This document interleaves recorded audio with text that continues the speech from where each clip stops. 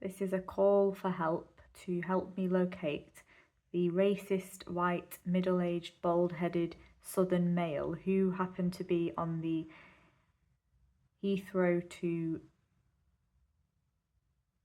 Fiumicino flight in November 2023, who was seated behind me, and as the flight landed, amongst many offensive comments he made included, "Delicious, isn't she?"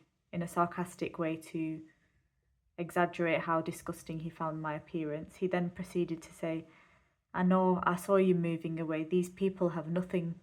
Obviously, he said it in his accent and in a much more aggressive manner. But the point I'm trying to make is in 2023, the latter end of 2023, in my first and final European trip, I had never travelled solo before. I was on very limited student income. It was the first time I gifted myself such a thing, and incidents like that just made the entire ordeal even more hellish, because it was supposed to be a very brief 2-day break. When I say 2-day, I mean 2-day. And not only was I racially abused in Rome, but I was racially abused by the southern, I'm presuming, Londoner on the flight. I did not provoke the man in any way. I did not even look at the man. I didn't even know who he was. He had no reason to verbalise that disgust against not only racial disgust, but, lookism exists, I'm telling you now. I don't think this happens to any white, healthy, normal women. I don't think this happens to any, black. In fact, the woman seated next to him, because I did eventually turn around, obviously, and obviously in hindsight, I wish I had said something, but we all have those moments where we wish we'd said something and then we don't. But the woman next to him was black, and I assume or presume that was his partner.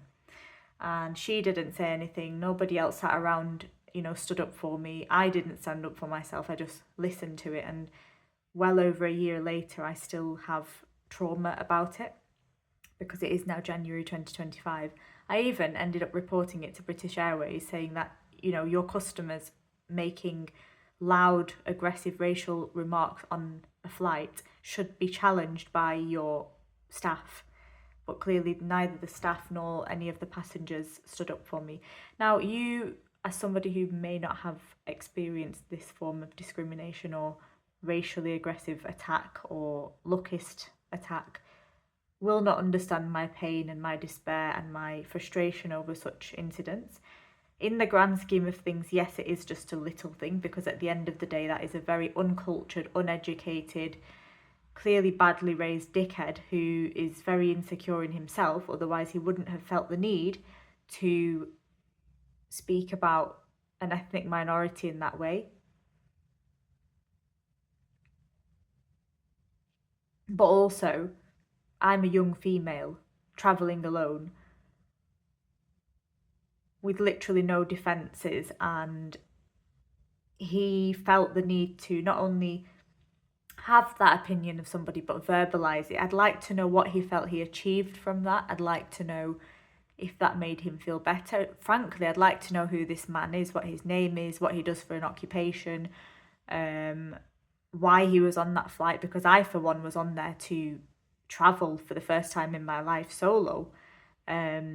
Irrespective of my financial burdens at the time, I still wanted to give myself that travel opportunity. So in the cheapest way possible, i.e. economy class. I even lived in hostels just to get to, to and from, obviously, like the airport. The entire ordeal was horrific. Like, I'm sure it's not new to other ethnic minorities, but Rome happens to be very racist.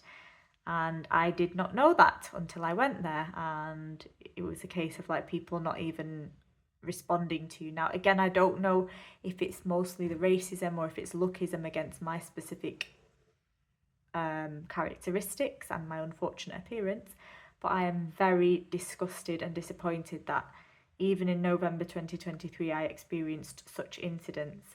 And anybody who knows me knows how hard I worked just to save up for and use the limited, student money that I had. And, it wasn't even a proper trip. It was literally a case of 2 days, and I came back in 3 nights.